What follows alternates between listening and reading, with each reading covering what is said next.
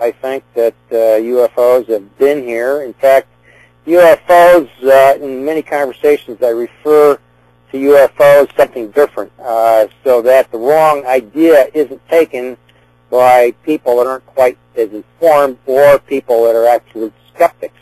So I try not to use UFO, actually. I try to use extremely advanced aerospace technology.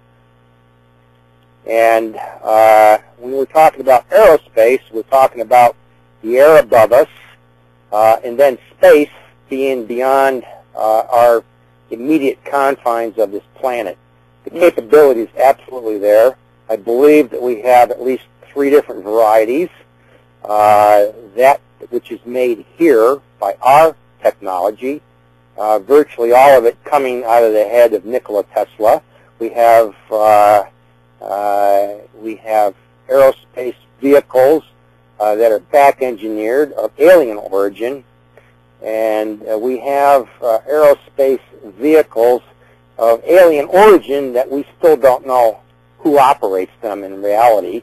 Yeah. That, we've had interaction with alien species for so many years now. We have interactive U.S. alien bases. Dulce would probably be the one that comes first to mind in that. Yeah, absolutely. If you want to call them UFOs, they absolutely do exist. Yeah. I think the agenda for the use of UFOs is multifold. You can't say it's this or that, but that technology has been used against us. It's being used against us, and they're going to come right out in the open and actually use it against us, just like the movies are preparing us for. Those movies are nothing but conditioning movies. Yep. That's what Hollywood is used for. Signs comes to mind, the movie Signs. Yeah, I've not seen that, but I'm not a big movie goer myself. I don't send my money to Hollywood. But, well, they made a blunder with E.T. They brought him out as a cute, cuddly, you want to take him home to your kids, E.T. Oh, so they yeah, had to come out with signs to make him look more hostile, give people a reason to be afraid of him, because when they originally created E.T., they were under the impression that these aliens were nice, and they learned they weren't. So they came out with signs to try to backtrack a little bit. Yeah.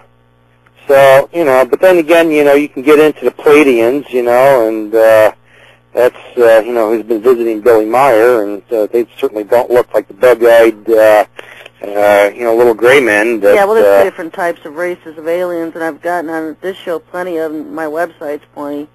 You have your humanoid, and you have your Yankees and the Enlils, and of course, Sitchin screws it all around. Sitchin's everybody confused on who's what and what's what. And so I don't even read Sitchin. He's just disinfo. He's government disinfo. He's touting the whole theory that mankind was created by alien test tubes. You can go in the Bible codes for 10 minutes and discredit Zecharia Sitchin. So I don't even read his material, but I hear a lot from other people who do about what he says, and that's why I've got over 50 articles on my websites alone. SherryTalkRadio.com, of course, the Watcher Files dealing with the different types of aliens and the groups. Well, they absolutely do exist. I mean, I've not come face-to-face with an alien. The closest thing to an alien I came face-to-face to was a cyborg, and that was back in June of 1997. And, in fact, my experience, I related to Al Bielek, and his response to my experience was extremely interesting, to say the least. Do you see a lot of UFOs in Denver? There are people that somehow are attuned. I'm not in a situation where I'm living right now to be really observant of the sky like I used to. There's a lot of other people that I'm aware of that have seen them. In fact, there's a website. I'm trying to remember. I think you know the name of this website. It's run by a fellow out of Denver. His last name is Greenwald. I'm trying to remember. It's I can't remember offhand, and I was thinking of that very site last week, but I didn't write it down. Yeah, 'cause most people don't realize the huge population of New Age and Satanists that you have in Denver. Not just in Denver, but Colorado as a whole. And, one of the major centers, in fact, when you're talking major New Age centers, I'm talking planet-wide here. I'm talking Crestone, Colorado, which is on the eastern side of the San Luis Valley, which is southwest central part of Colorado. It's an area that the San Luis Valley is somewhere over. It's nearly 9,000 square miles, so it's larger than the state of Massachusetts. Okay. And on the eastern side, the northeastern part of San Luis Valley, it's almost at the very northeastern tip, is the Great Sand Dunes, which are the largest sand dunes in I believe they're the largest sand dunes in the Western Hemisphere, not just North America. I have another question for you. Crestone is a little bit east of there. There's high UFO activity that's in that area, and there's my understanding is that there's satellite facilities that are connected underground with the Dulce base, and the large property owner in that area is Maurice Strong. And Maurice Strong is the de facto head of the UN. Kofi Annan is nothing more than a little puppet. But Maurice Strong is actually the de facto ruler over the UN.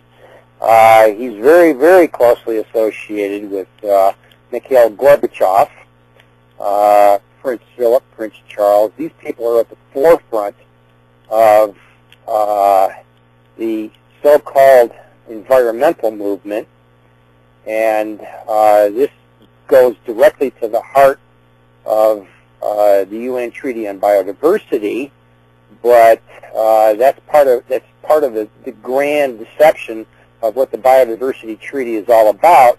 And the net bottom line of that document, which is 1,060 pages, is the depopulation of Earth by 80% plus, and for the rewilding of the planet.